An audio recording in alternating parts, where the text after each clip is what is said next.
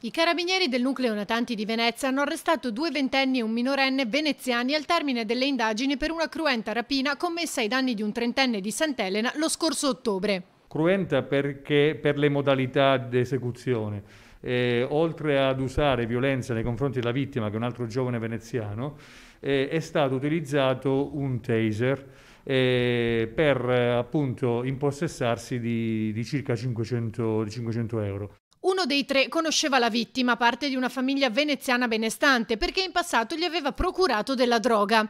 Si sono quindi presentati a casa con la scusa di organizzare una festa e una volta arrivati l'hanno colpito. Oltre ad aver raccolto la denuncia della vittima e le testimonianze di alcuni vicini di casa del malcapitato, sono stati analizzati i profili social di alcuni dei soggetti coinvolti. Oltre a capire come i 3 possedessero un taser, i carabinieri hanno scoperto collegamenti con le baby gang note della zona. Alcuni dei soggetti fermati stamattina sono contigui agli ambienti delle baby gang gravitanti sul centro storico veneziano e che in passato si sono rese responsabili di alcuni atti di violenza proprio a Venezia.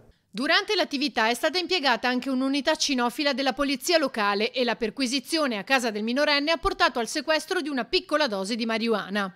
I soggetti sono stati collocati agli arresti domiciliari per quanto riguarda i maggiorenni e invece il minorenne è stato accompagnato presso una comunità minorile della provincia di Padova in attesa delle determinazioni dell'autorità giudiziaria.